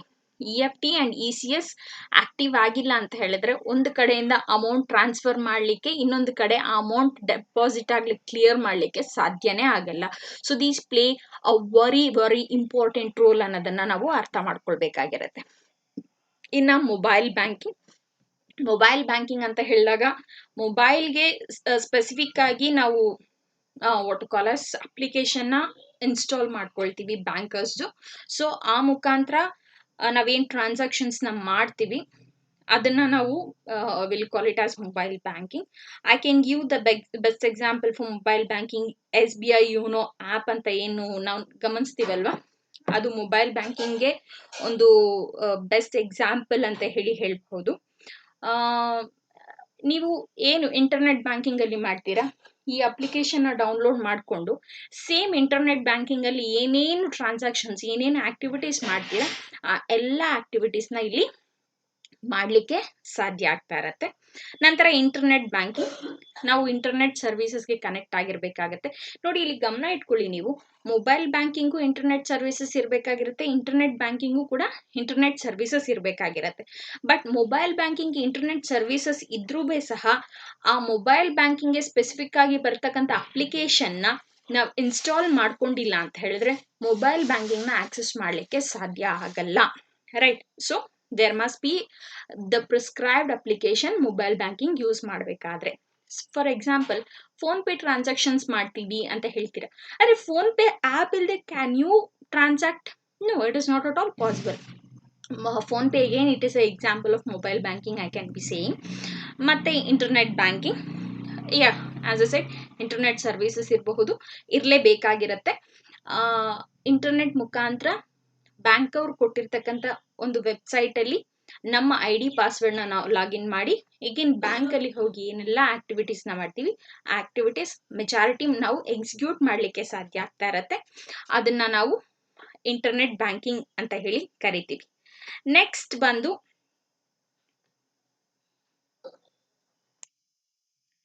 Tele banking. Telebanking and telephone banking are the same. This telephone banking ನಾವು ಒಂದು short term is tele banking ಅಂತ ಹೇಳಿ ನಾವು ಅರ್ಥ ಮಾಡ್ಕೋಬೇಕಾಗುತ್ತೆ. Telephone ಬ್ಯಾಂಕಿಂಗ್ನ ನಾವು ಟೆಲಿ ಬ್ಯಾಂಕಿಂಗ್ ಅಂತ ಹೇಳಿ ಕೂಡ ಕರಿತೀವಿ. ಸೊ ನೀ ನಾಟ್ ಟು ಗೆಟ್ ಕನ್ಫ್ಯೂಸ್ಡ್, ಅದು ಎರಡು ಡಿಫ್ರೆಂಟ್ ಟರ್ಮ್ಸ್ ಏನಲ್ಲ. ಒಂದೇ. So don't confuse. You can call telephone banking as telebanking, you can call telebanking as telephone banking too. Next ಬಂದು ಡೋರ್ ಸ್ಟೆಪ್ ಬ್ಯಾಂಕಿಂಗ್ನ ನಾವು ಗಮನಿಸ್ತೀವಿ. ಏನಿದು ಡೋರ್ ಸ್ಟೆಪ್ ಬ್ಯಾಂಕಿಂಗ್ ಅಂತ ಹೇಳಿದ್ರೆ, banking people will visit to the customers in order to execute certain banking activities, banking services. ಅದನ್ನ ನಾವು door step banking ಅಂತ ಹೇಳಿ ಕರಿತೀವಿ. ಬಟ್ ಇದಕ್ಕೂ ಮುಂಚೆ customers has to be registered. ಇದು ನೋಡಿ, ರಿಯಲ್ ಟೈಮ್ ಬ್ಯಾಂಕಿಂಗ್ ಟ್ರಾನ್ಸಾಕ್ಷನ್ಸ್ನ ಮಾಡಲ್ಲ. Cheque pickup, cheque requisition slip pickup ಇಂಥವು ಮಾತ್ರ ಮಾಡ್ತಾರೆ ಡೋರ್ ಸ್ಟೆಪ್ ಬ್ಯಾಂಕಿಂಗ್ ಅಲ್ಲಿ. ಬೇರೆ ಆಕ್ಟಿವಿಟೀಸ್ ಎಲ್ಲ ಮಾಡ್ಲಿಕ್ಕೆ ಸಾಧ್ಯ ಆಗಲ್ಲ. ಅಂದ್ರೆ ಕ್ಯಾಶ್ನ, ಹಾರ್ಡ್ ಕ್ಯಾಶ್ನ ತಗೊಳ್ಳೋದು, ನೋ, ಈ ತರವು ಮಾಡೋದಿಕ್ಕೆ ಸಾಧ್ಯ ಆಗಲ್ಲ. ಇವು popular electronic means. Door step banking ನ ನಾವು ಎಲೆಕ್ಟ್ರಾನಿಕ್ ಮೀನ್ಸ್ ಅಂತ ಹೇಳಿ ಕರ್ಲಿಕ್ಕೆ ಬರಲ್ಲ. ಬಟ್ ಒಂದು ವೇಳೆ ಕಸ್ಟಮರ್ಸ್ ಏನಾದರೂ ಆ ರಿಕ್ವೆಸ್ಟ್ ನ ಆನ್ಲೈನ್ ಅಲ್ಲಿ ಮಾಡಿದ್ದಾರೆ ಅಂತ ಹೇಳಿದ್ರೆ, yes again I will be able to call it us electronic means of banking. So ಇದಾದ್ಮೇಲೆ next we'll be learning about the benefits of banking. So ಏನೇನು benefits of banking ಅಂತ ಹೇಳಿದಾಗ, yes, since ನಾವು electronic means ಮುಖಾಂತರ banking ನ ಮಾಡ್ತಾ ಇದ್ದೀವಿ ನೋಡಿ. Prior to this I have to say, ಇಂಟರ್ನೆಟ್ಗೆ ಒಂದು ಸೂಪರ್ ಸ್ಪೆಷಾಲಿಟಿ ಕ್ವಾಲಿಟಿ ಇದೆ. ಏನಪ್ಪಾ ಸೂಪರ್ ಸ್ಪೆಷಾಲಿಟಿ ಕ್ವಾಲಿಟಿ ಅಂತ ಹೇಳಿದ್ರೆ, ಯುಬಿಕ್ವಿಟಿ ಅಂತ ಹೇಳ್ಬಿಟ್ಟು. What is this ubiquity? What actually it means ಅಂದ್ರೆ, ನೀವು I take the example of SBI app again, ಅಥವಾ ಅಪ್ಲಿಕೇಶನ್ ಅಗೇನ್. ನೀವು ಒಂದು ವೇಳೆ ನಾನು ನನ್ನ ಮೊಬೈಲಲ್ಲಿ SBI ವೆಬ್ಸೈಟ್ನ ಲಾಗಿನ್ ಆಗಿದ್ದೀನಿ ಅನ್ಕೊಳ್ಳೋಣ. ಪಕ್ಕದಲ್ಲಿ ಹೀಗೆ ನನ್ನ ಫ್ರೆಂಡು ಇನ್ನೊಬ್ರು ಕೂಡ ಮತ್ತೆ ಅದೇ SBI ಅಪ್ಲಿಕೇಶನ್ ಓಪನ್ ಮಾಡಿದ್ರೆ ಇಸ್ ಓಪನ್ ಆಗುತ್ತೆ. It doesn't say your friend is accessing SBI app, you can't, or SBI website, you can't access SBI website ಅಂತ ಹೇಳಿ ಬರಲ್ಲ.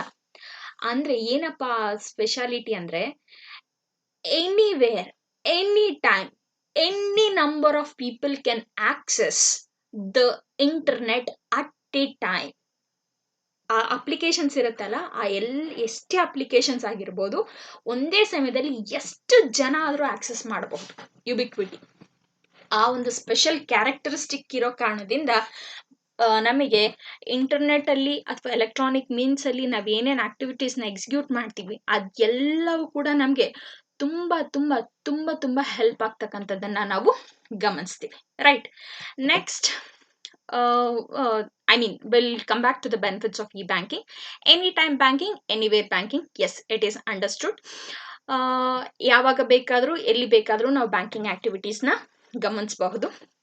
ಮತ್ತೆ online banking is really cheaper than the branch services. ಅಂದ್ರೆ ನಾವು real time ಹೋಗಿ ಏನು ಬ್ಯಾಂಕಲ್ಲಿ ಬ್ಯಾಂಕಿಂಗ್ ಸರ್ವಿಸಸ್ನ ಪಡ್ಕೊಳ್ತೀವಿ, ಅದು ನಮಗೆ ಇಲ್ಲಿ ಏನು ಹೇಳ್ತೀವಿ, ಆನ್ಲೈನ್ ಬ್ಯಾಂಕಿಂಗ್ ಗಿಂತ ಕೂಡ ಕಡಿಮೆ ಕಾಸ್ಟ್ ಅಲ್ಲಿ ಬರ್ತಕ್ಕಂಥದ್ದನ್ನ ನಾವು ಗಮನಿಸಬಹುದಾಗಿದೆ.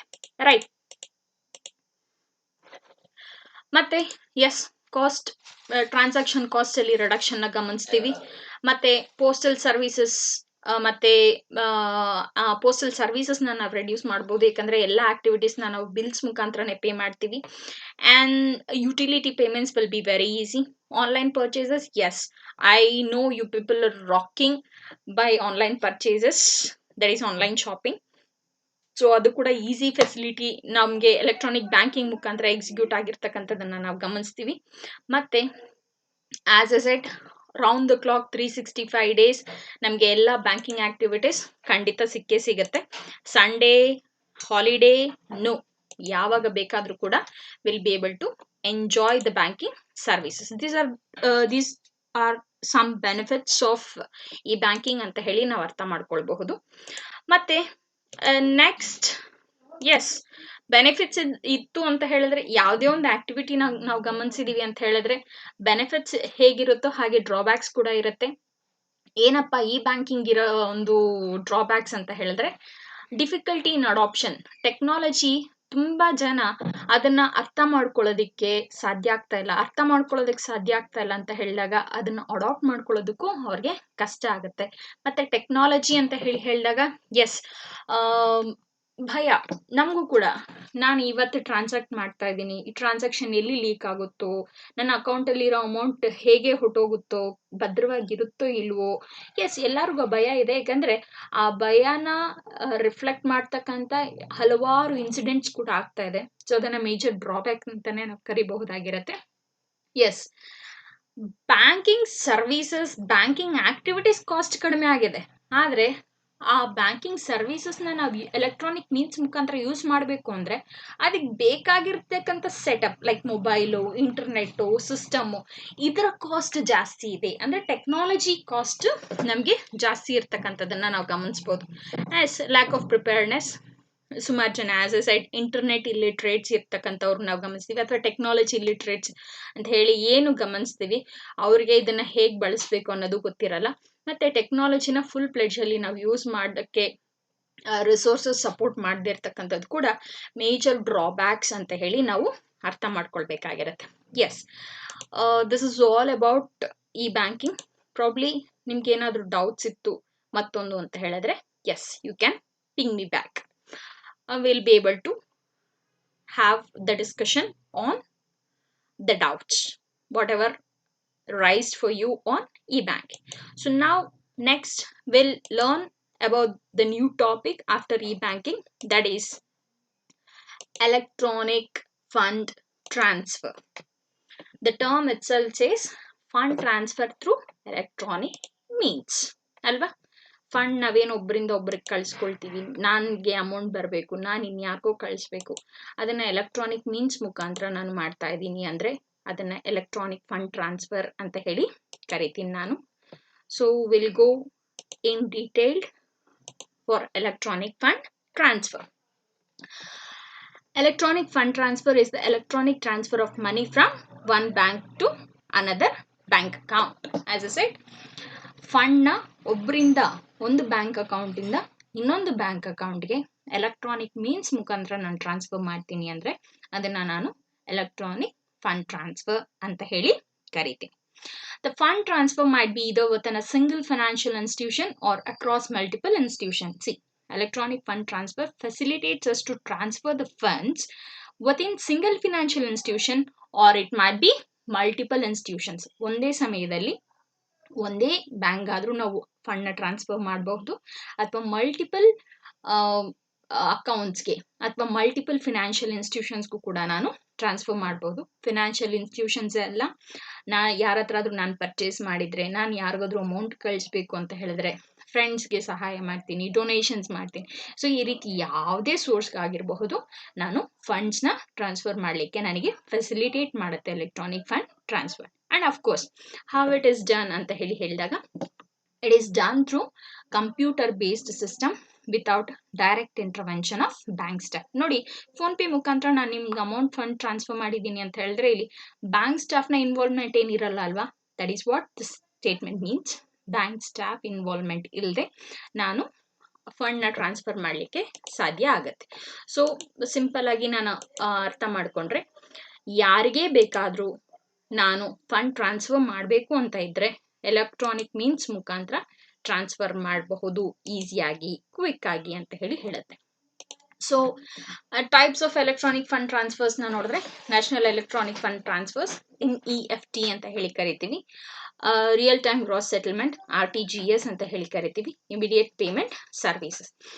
NEFT, RTGS and immediate payment service. What is this NEFT? National electronic transfer system ಅಂದರೆ ಏನು?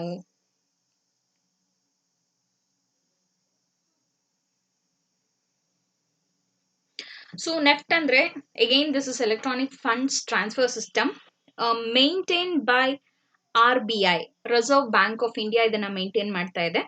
ಇದು ಯಾವಾಗ ಶುರುವಾಗಿದ್ದು ಅಂತ ಹೇಳಿದ್ರೆ ನವೆಂಬರ್ 2005 ಶುರುವಾಗಿದ್ದು.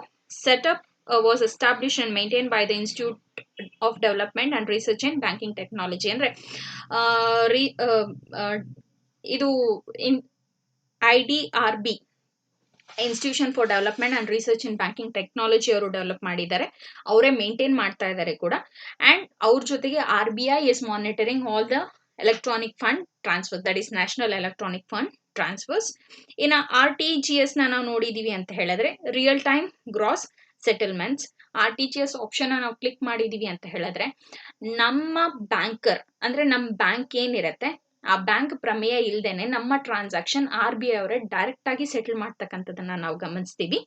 So RTGS is the continuous process of settling payments on an individual order basis without netting debts with credits across the books of a central bank. ಅಂದ್ರೆ ನಾವು ಮೇನ್ ಬ್ಯಾಂಕ್ ಏನಿರುತ್ತೆ ಆ ಬ್ಯಾಂಕ್ ಅಲ್ಲಿ ಅಮೌಂಟ್ ಕ್ರೆಡಿಟ್ ಡೆಬಿಟ್ ಗೆ ನಾವು wait ಮಾಡೋ ಅವಶ್ಯಕತೆ ಇರಲ್ಲ. ಡೈರೆಕ್ಟ್ ಆಗಿ RBI ಅವರೇ ಇದನ್ನ ಮೇಂಟೈನ್ ಅಥವಾ ವಾಟ್ ಕಾಲ್ ಎಸ್ ಎಕ್ಸಿಕ್ಯೂಟ್ ಮಾಡ್ತಕ್ಕಂಥದ್ದನ್ನ ನಾವು ಗಮನಿಸ್ತೀವಿ. ಇದು ಆದ್ರೆ ಒಂದು ಇಲ್ಲಿ ಗಮನದಲ್ಲಿ ಇಟ್ಕೋಬೇಕು, real time gross settlement payments ಒಂದು ಸರಿ ಮಾಡಿದೀವಿ ಅಂತ ಹೇಳಿದ್ರೆ ಅದು ಫೈನಲ್ ಮತ್ತೆ ಇರ್ರಿವೋಕಬಲ್, ಅಂದ್ರೆ ಅದನ್ನ ವಾಪಸ್ ಮಾಡ್ಲಿಕ್ಕೆ ಸಾಧ್ಯ ಆಗಲ್ಲ. ಸಪೋಸ್ ನಾನು ನನ್ನ ಬ್ಯಾಂಕ್ ಮುಖಾಂತರ ಒಂದು 1000 ರೂಪಾಯಿ ನನ್ನ ಫ್ರೆಂಡ್ ಕಳ್ಸಿದೀನಿ, ತಕ್ಷಣ ನಾನು ಆ ಪೇಮೆಂಟ್ ನ ಸ್ಟಾಪ್ ಮಾಡ್ಬೇಕು ಅಂದ್ರೆ ನನ್ನ ಬ್ಯಾಂಕ್ ನಾನು ವಿಸಿಟ್ ಮಾಡ್ಬಿಟ್ಟು ಸ್ಟಾಪ್ ಮಾಡಿ ಪೇಮೆಂಟ್ ನ ಅಂತ ಹೇಳ್ಬಹುದು. ಆದ್ರೆ ಇದು ಬಿಯಾಂಡ್ ಬ್ಯಾಂಕ್, ಡೈರೆಕ್ಟ್ ಆಗಿ ಸೆಂಟ್ರಲ್ ಬ್ಯಾಂಕ್ಗೆ ಅಥವಾ RBI ಅವರು ಟೇಕಪ್ ಮಾಡೋದ್ ಕಾರಣದಿಂದ ಒಂದೇ ಸರಿ ಪೇಮೆಂಟ್ ಸೆಟ್ಲ್ ಆಗಿದೆ ಅಂತ ಹೇಳಿದ್ರೆ ಆ ಪೇಮೆಂಟು ಮತ್ತೆ ರಿವರ್ಸಿಬಲ್ ಆಗಲ್ಲ, ಇಟ್ ಈಸ್ ಫೈನಲ್ ಅಂತ ಹೇಳಿ ಅರ್ಥ ಮಾಡ್ಕೊಳ್ಬೇಕಾಗಿರುತ್ತೆ. ಬಟ್ ನಮ್ ಬ್ಯಾಂಕ್ ಅವ್ರಿಗೆ RBI ಅವ್ರ ಇನ್ಫಾರ್ಮೇಶನ್ ಕೊಡ್ತಾರೆ, ಇಂಥ ಕಸ್ಟಮರ್ಸ್ ಇಂಥ ಅಮೌಂಟ್ ನ ರಿಯಲ್ ಟೈಮ್ ಗ್ರಾಸ್ ಸೆಟಲ್ಮೆಂಟ್ ಮಾಡಿದ್ದಾರೆ ಅಂತ ಹೇಳಿ ಲೇಟರ್ ಆನ್ ಇನ್ಫಾರ್ಮೇಶನ್ ಪಾಸ್ ಆಗ್ತಕ್ಕಂಥದ್ದನ್ನ ನಾವು ಗಮನಿಸಬಹುದು, ಆಮೇಲೆ ರೆಕಾರ್ಡ್ ಆಗ್ತಕ್ಕಂಥದ್ದನ್ನ ನಾವು ಗಮನಿಸಬಹುದು. ಮತ್ತೆ IMPS, that is immediate payment service. ಏನಿದು IMPS ಅಂತ ಹೇಳಿದ್ರೆ ಇನ್ಸ್ಟಂಟ್ ಕ್ವಿಕ್ ಆಗಿ ನಾನು ಪೇಮೆಂಟ್ ನ ಮಾಡಬೇಕು, ಆದ್ರೆ RTGS ನೆಫ್ಟ್ ಮಾಡಿದ್ರೆ ಟೈಮ್ ತಗೊಳುತ್ತೆ. ಮತ್ತೆ ಕೆಲವೊಂದು ಸಂದರ್ಭದಲ್ಲಿ ನಾವು ಮೊದಲು ನೆಫ್ಟ್ ಆದ್ರೆ ಕೇವಲ ವರ್ಕಿಂಗ್ ಡೇಸ್ ಅಲ್ಲಿ ಮಾತ್ರ ಗಮನಿಸ್ತಾ ಇದೆ. ಬಟ್ ನೆಫ್ಟ್ ನ ಡಿಸೆಂಬರ್ 2019 ಇಂದ ಅದು ಕೂಡ 24/7 ಮಾಡಿದ್ದಾರೆ. ಬಟ್ ಅದಕ್ಕೂ ಮುಂಚೆ ನೆಫ್ಟ್ ಬಂದ್ಬಿಟ್ಟು ವರ್ಕಿಂಗ್ ಡೇಸ್ ಅಲ್ಲಿ ಮಾತ್ರನೇ ಅವೈಲಬಿಲಿಟಿ ಇರ್ತಕ್ಕಂಥ ಒಂದು ಸರ್ವಿಸಸ್ ಆಗ್ತಾ ಇತ್ತು. ನಾನು ತುಂಬಾ ಸರಿ ಗಮನಿಸಿದ್ದೀನಿ, ಒಂದು ವೇಳೆ ನಾನು ಸ್ಯಾಟರ್ಡೆ ನೆಫ್ಟ್ ಮಾಡಿದೀನಿ ಅಂತ ಹೇಳಿದ್ರೆ ಅದು ನಾನು ಯಾರಿಗೆ ಕಳ್ಸಿರ್ತೀನೋ ಅವ್ರ ಅಕೌಂಟ್ ಅಲ್ಲಿ ರಿಫ್ಲೆಕ್ಟ್ ಆಗ್ಲಿಕ್ಕೆ ಮಂಡೇ, ದಟ್ ಈಸ್ ಮತ್ತೆ ವರ್ಕಿಂಗ್ ಡೇ ಬೇಕಾಗ್ತಾ ಇತ್ತು. ಬಟ್ ಡಿಸೆಂಬರ್ 2019 ಇಂದ ಆ ಒಂದು ಪ್ರಾಬ್ಲಮ್ ಹೋಗಿದೆ, ಬಿಕಾಸ್ ಅದನ್ನ 24/7 ಮಾಡಿದ್ದಾರೆ. ಬಟ್ ಅಂತ ಒಂದು ಸಂದರ್ಭದಲ್ಲೂ ಅಂದ್ರೆ ಪ್ರಿಯರ್ ಟು 2019 ಆಫ್ ಡಿಸೆಂಬರ್ IMPS ನಾವು ಗಮನಿಸಿದೀವಿ ಅಂತ ಹೇಳಿದ್ರೆ ಇಟ್ ಈಸ್ 24/7 ಅಂಡ್ ಕ್ವಿಕ್ ಆಗಿ ಕೂಡ ನಾವು ಪೇಮೆಂಟ್ಸ್ ನ ಮಾಡ್ಲಿಕ್ಕೆ ಸಾಧ್ಯ ಆಗ್ತಾ ಇತ್ತು. So these are the types of electronic fund transfer. I hope you have understood RTGS, IMPS and NEFT. So this is the detailed criteria of real-time gross settlement. See, real-time gross settlement, as the name suggested, is a real-time funds transfer which facilitate you to transfer funds from one bank to another in real time. The transaction isn't put on waiting list and cleared out instantly. ನೋಡಿ, waiting list ಬರುತ್ತಲ್ಲ ಒಂದು transaction clear ಆಗ್ಲಿಕ್ಕೆ, ಆ ರೀತಿ wait ಮಾಡೋದಿಲ್ಲ, instant ಆಗಿ ಅಂದ್ರೆ quick ಆಗಿ ಇಮಿಡಿಯೇಟ್ ಆಗಿ ಕ್ಲಿಯರ್ ಆಗ್ತಕ್ಕಂಥದ್ದನ್ನ ನಾವು ಗಮನಿಸ್ತೀವಿ. RTGS payment gateway maintained by reserve Bank of India makes transaction between banks electronically, ಅಂದ್ರೆ ಒಂದು ಬ್ಯಾಂಕ್ ಇಂದ ಒಂದು ಬ್ಯಾಂಕ್ಗೆ ಎಲೆಕ್ಟ್ರಾನಿಕ್ ಪೇಮೆಂಟ್ಸ್ ಆಗೋದಕ್ಕೆ ಫೆಸಿಲಿಟೇಟ್ ಮಾಡಿಕೊಡುತ್ತೆ. ಇದು ಯಾರಪ್ಪ ಮಾಡ್ತಾರೆ ಅಂದ್ರೆ RBI ಅವರು ಮಾಡ್ತಾರೆ. The transferred amount is instantly deducted from the account of one bank and credited to the other banks. So RTGS RBI ಅವರೇ ಇಮಿಡಿಯೇಟ್ ಆಗಿ ಒಂದು ಬ್ಯಾಂಕ್ ಇಂದ ಇನ್ನೊಂದು ಬ್ಯಾಂಕ್ಗೆ ಆ ಅಮೌಂಟ್ ನ ಫೆಸಿಲಿಟೇಟ್ ಕ್ಲಿಯರ್ ಆಗೋ ಹಾಗೆ ಮೆಷರ್ಸ್ ನ ತಗೊಳ್ತಕ್ಕಂಥದ್ದನ್ನ ನಾವು ಇಲ್ಲಿ ಗಮನಿಸ್ತೀವಿ. Next, NEFT. It is one of the most prominent electronic fund transfer system of India, started in November 2005.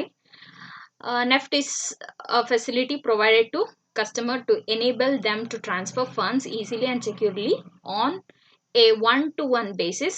It is done via electronic messages. ಅಂದರೆ ಒಬ್ಬರಿಂದ ಒಬ್ಬರು ಅವ್ರ ಅಕೌಂಟ್ಸಿಂದ ಅಕೌಂಟ್ಸ್ಗೆ ಅಮೌಂಟ್ನ ಟ್ರಾನ್ಸ್ಫರ್ ಮಾಡ್ಕೊಳ್ಳೋದಕ್ಕೆ ಸಾಧ್ಯ ಆಗುತ್ತೆ. ಆ ಫೆಸಿಲಿಟೇಟ್ನ ನವೆಂಬರ್ 2005 ಇಂದ ಪ್ರೊವೈಡ್ ಮಾಡಲಿಕ್ಕೆ ಹೊರಟಿದ್ದಾರೆ.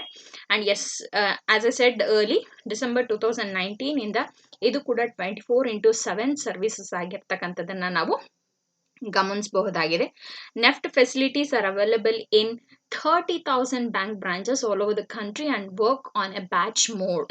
ಅಂದರೆ ಎಲ್ಲರೂ ಕೂಡ ನೆಫ್ಟ್ನ ಅಡಾಪ್ಟ್ ಮಾಡಿಕೊಂಡು, 30,000 ಬ್ಯಾಂಕ್ಸ್ ಅಡಾಪ್ಟ್ ಮಾಡ್ಕೊಂಡಿದ್ದಾರೆ. ಸೊ ಎಲ್ಲರೂ ಒಟ್ಟಿಗೆ ಅದನ್ನು ಎಕ್ಸಿಕ್ಯೂಟ್ ಮಾಡ್ತಾರೆ. ಸೊ ದಟ್ ಒಂದು ಬ್ಯಾಂಕಿಂದ ಇನ್ನೊಂದು ಬ್ಯಾಂಕ್ಗೆ ನಾವು ಈಸಿಯಾಗಿ ಅದನ್ನು ಕಳಿಸ್ಕೊಳ್ಳೋದಕ್ಕೆ ಸಾಧ್ಯ ಆಗುತ್ತೆ. Next is about IMPS. It is an instant real-time interbank electronic fund transfer system in India. IMPS offers interbank electronic fund transfer service through mobile phones ಮುಖಾಂತರ ಅಥವಾ ಇಂಟರ್ನೆಟ್ ಬ್ಯಾಂಕಿಂಗ್ ಸರ್ವಿಸಸ್ ಮುಖಾಂತರ ನಾವು ಅದನ್ನು ಎಕ್ಸಿಕ್ಯೂಟ್ ಮಾಡಬಹುದು. Unlike NEFT and RTGS, this service is available 24/7 throughout the year, including bank holidays. As I said you early, yes, ಇದನ್ನ ಯಾರು manage ಮಾಡ್ತಾರೆ? National payment corporation of India, NPCI is managing. ಯಾವಾಗ launch ಆಗಿದ್ದು ಅಂದರೆ November 22, 2010 ಅಲ್ಲಿ ಇದು launch ಆಗಿದೆ. And S, ಆಗಲೇ ನಾನು ನಿಮಗೆ ಈ ಮೂರರದ್ದು ಹೇಗೆ ವರ್ಕೌಟ್ ಆಗುತ್ತೆ ಅಂತ ಹೇಳಿ ಇನ್ಫಾರ್ಮೇಷನ್ ಕೊಟ್ಟಿದ್ದೀನಿ. So we will move on to the next topic.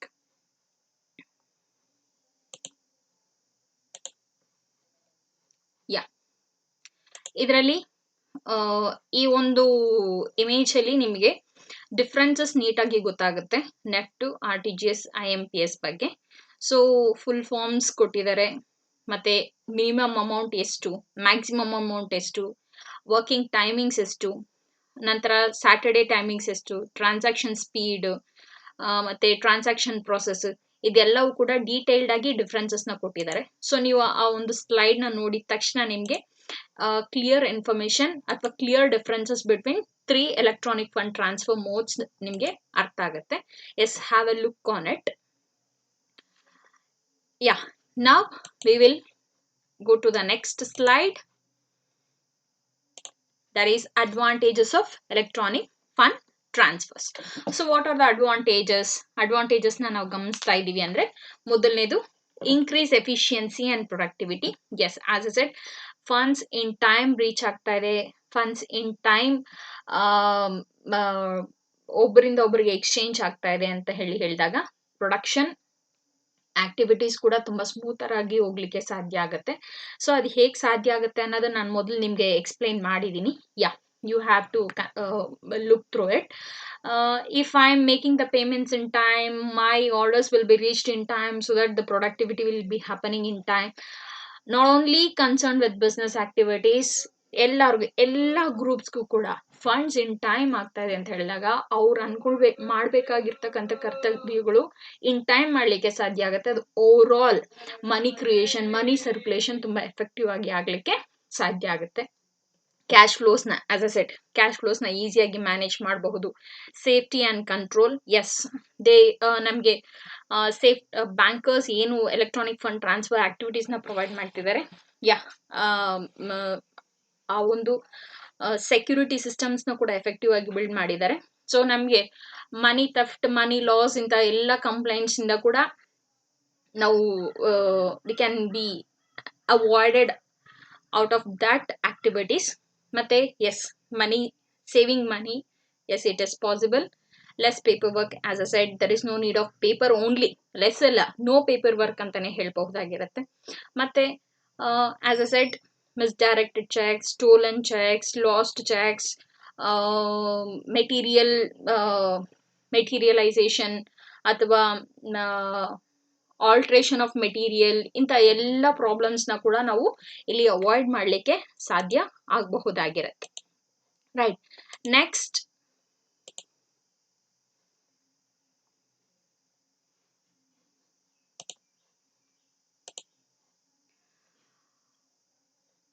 EFTನ ಏನೇನು ಪ್ರೊವೈಡ್ ಮಾಡುತ್ತೆ ಅಥವಾ ಏನು ಆಕ್ಟಿವಿಟೀಸ್ ಸಪೋರ್ಟ್ ಮಾಡುತ್ತೆ ಅಂತ ಗಮನಿಸಿದ್ರೆ, ನಮ್ಮ ಪೇಮೆಂಟ್ಸ್ನ ಆಟೋಮೇಟ್ ಮಾಡುತ್ತೆ. ಅಂದರೆ automatic I mean electronic means ಮುಖಾಂತರ ನಮ್ಮ ಪೇಮೆಂಟ್ಸ್ನ ನಾವು ಮಾಡಬಹುದು.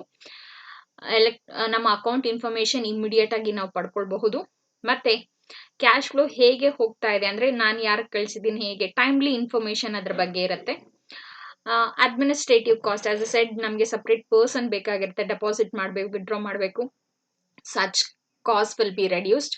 ಓವರ್ ಡ್ಯೂ ಅಕೌಂಟ್ಸ್, ಪೇಮೆಂಟ್ ಮಾಡಿಲ್ಲ, ಬ್ಯಾಂಕ್ಗೆ ಹೋಗ್ಲಿಕ್ಕೆ ಟೈಮ್ ಇಲ್ಲ, ಅದಕ್ಕೆ ಪೇಮೆಂಟ್ ಮಾಡಿಲ್ಲ, ಡ್ಯೂಸ್ ಇದೆ, ಇಂಥವೆಲ್ಲವೂ ಕೂಡ ಎಲಿಮಿನೇಟ್ ಮಾಡಲಿಕ್ಕೆ ಸಾಧ್ಯ ಆಗುತ್ತೆ. ಮತ್ತೆ ಆಸ್ ಅ ಸೆಡ್ ಡಿಸ್ಬರ್ಸ್ಮೆಂಟ್ ಡಿಲೇ ಏನಾಗಿರುತ್ತೆ ಅದನ್ನ ರೆಡ್ಯೂಸ್ ಮಾಡಬಹುದು. ಮತ್ತೆ ಕಸ್ಟಮರ್ಸ್ನ ನಾವು ಎಷ್ಟು ಯಾರಿಗೆ ಕಳಿಸ್ಬೇಕು ಅನ್ಕೊಂಡಿದೀವೋ ಆ ಕಸ್ಟಮರ್ಸ್ನ ನಾವೇ ಆಡ್ ಮಾಡ್ಕೊಳ್ಬಹುದು. ಫಿಂಗರ್ ಟಿಪ್ಸ್ ಅಲ್ಲಿ ಈಸಿಯಾಗಿ ನಾವು ನಮ್ಮ ಪೇಮೆಂಟ್ಸ್ನ ಮಾಡಬಹುದು. ಇದೆಲ್ಲವೂ ಕೂಡ EFT ಮುಖಾಂತರ ನಾವು ಎಕ್ಸಿಕ್ಯೂಟ್ ಮಾಡಲಿಕ್ಕೆ ಸಾಧ್ಯ ಆಗುತ್ತೆ. Next will be the disadvantages of electronic fund transfers. Of course ಒಂದು ಅಡ್ವಾಂಟೇಜಸ್ ಇದೆ ಅಂದ್ರೆ ಡಿಸ್ಅಡ್ವಾಂಟೇಜಸ್ ಇದ್ದೇ ಇರುತ್ತೆ. As a set customer need to have the fund available immediately. ನಾನು ಒಬ್ಬರಿಗೆ ಫಂಡ್ಸ್ ಕಳಿಸ್ಬೇಕು ಅಂತ ಹೇಳಿದ್ರೆ ನನ್ನ ಅಕೌಂಟಲ್ಲಿ ಫಂಡ್ಸ್ ಇರಲೇಬೇಕಾಗಿರುತ್ತೆ. ಫಂಡ್ಸ್ ಇಲ್ಲದೆ ನಾನು ಟ್ರಾನ್ಸ್ಫರ್ ಮಾಡ್ತೀನಿ ಅಂತ ಹೇಳಿದ್ರೆ yes it will be foolishness. ಮತ್ತೆ ಕ್ಯಾನ್ಸಲ್ ಚೆಕ್ದು ಕಾಪೀಸ್ನ ನಾವು ನಮಗೆ ಸಿಗಲ್ಲ. ಸೊ ಚೆಕ್ ಕ್ಯಾನ್ಸಲ್ ಮಾಡಿದೀವಿ ಪ್ರೂಫ್ ಇಲ್ಲದೆ ಇರ್ತಕ್ಕಂಥ ಒಂದು ಸಂದರ್ಭ ಇರುತ್ತೆ. ಮತ್ತೆ round the clock purchasing opportunity create ಮಾಡುತ್ತೆ, so that will lose her money very easily because we have the spending capacity more. ಮತ್ತೆ ಪೇಮೆಂಟ್ಸ್ ಬೌನ್ಸ್ ಆಗ್ತಕ್ಕಂಥದ್ದನ್ನ ನಾವು ಗಮನಿಸಬಹುದು EFT ಮುಖಾಂತರ. ನೆಟ್ವರ್ಕ್ ಇಶ್ಯೂಸು ಅಥವಾ ಇನ್ಸಫಿಷಿಯಂಟ್ ಫಂಡ್ಸು, ಈ ರೀತಿ ಹಲವಾರು ಟೆಕ್ನಿಕಲ್ ಇಶ್ಯೂಸ್ ಇಂದ ಅಮೌಂಟ್ ಪೇಮೆಂಟ್ ಬೌನ್ಸ್ ಆಗ್ತಕ್ಕಂಥದ್ದನ್ನ ನಾವು ಗಮನಿಸ್ತೀವಿ. ಮತ್ತೆ it is almost impossible to bank anonymously in the United States ಅಲ್ಲಿ ಬ್ಯಾಂಕರ್ಸ್ಗೆ EFT ಒಂದು ಸ್ವಲ್ಪ ಪ್ರಾಬ್ಲಮ್ ಆಗಿದೆ ಅನ್ನೋದನ್ನ ಗಮನಿಸಬಹುದು, ಆಗ್ತಾ ಇದೆ ಅಂತ ಹೇಳಿ ಗಮನಿಸಬಹುದು. And if you lose money in a wire transfer, it may not be recoverable. Recover ಆಗುತ್ತೆ if the transaction is made by you. Hack ಆಯಿತು, ಸೆಕ್ಯೂರಿಟಿ ಬ್ರೀಚ್ ಆಯಿತು, ಈ ಮುಖಾಂತರ ಅಮೌಂಟ್ ಹೋಯ್ತು ಅಂದರೆ yes definitely it is not recoverable. ಮತ್ತೆ you cannot carry the recipient unless it is yourself. ಯಾರಿಗಾದ್ರೂ amount ಕಳಿಸಿದೀವಿ ಅಂತ ಹೇಳಿದ್ರೆ ಅವ್ರು ಅಕ್ನಾಲೇಜ್ ಮಾಡಬೇಕು ಅಥವಾ ನಾವು ಅಕ್ನಾಲೇಜ್ ಮಾಡಬೇಕು. ಇಲ್ಲ ಅಂತ ಹೇಳಿದ್ರೆ ಅಮೌಂಟ್ ಹೋಗಿದೆ ಅನ್ನೋದು ನಮಗೆ ಕನ್ಫರ್ಮೇಶನ್ ಸಿಗದೇ ಇರ್ತಕ್ಕಂಥ ಚಾನ್ಸಸ್ ಕೂಡ ಇರುತ್ತೆ. Some EFTs must get reported to the government. Yes, ಕೆಲವೊಂದು ಫಂಡ್ ಟ್ರಾನ್ಸ್ಫರ್ಸ್ನ ನಾವು ಗೌರ್ಮೆಂಟ್ಗೆ ರಿಪೋರ್ಟ್ ಮಾಡಬೇಕಾಗಿರುತ್ತೆ. ಸರ್ಟನ್ ಟೈಮ್ಸ್ ಅಮೌಂಟ್ನ ಟ್ರಾನ್ಸ್ಫರ್ ಮಾಡಬೇಕಾದಾಗ ಮಿಸ್ ಆಗಿ ಬೇರೆ ಯಾರಿಗೂ ಕಳಿಸ್ತಕ್ಕಂಥದ್ದು. ಸೊ ಆ ಒಂದು ಸಂದರ್ಭದಲ್ಲಿ ನಾವು ಅಮೌಂಟ್ನ ಕಳ್ಕೊಬಹುದು. ಮತ್ತೆ ಅದೇ ರೀತಿ ಫಂಡ್ ಟ್ರಾನ್ಸ್ಫರ್ ಮಾಡಬೇಕಾದಾಗ ಕೆಲವೊಂದು ಟೆಕ್ನಿಕಲ್ ಇಶ್ಯೂಸ್ ಇಂದ ನಾವು ಟ್ರಾನ್ಸಾಕ್ಷನ್ಸ್ನ ಕಂಪ್ಲೀಟ್ ಆಗಿ ಫುಲ್ ಮಾಡಲಿಕ್ಕೆ ಸಾಧ್ಯನೂ ಆಗದೆ ಇರಬಹುದು. ಮತ್ತೆ ಎಸ್, ಎಲೆಕ್ಟ್ರಾನಿಕ್ ಫಂಡ್ ಟ್ರಾನ್ಸ್ಫರ್ಸ್ ಏನು ಬರುತ್ತೆ, we are paying very high transaction fees, ಅದನ್ನ ಕೂಡ ನಾವು ಗಮನಿಸ್ತಾ ಇದ್ದೀವಿ. So this is all about electronic fund transfer. You have any doubts, again you can ping me through the group. So we'll be having the discussion. The next topic is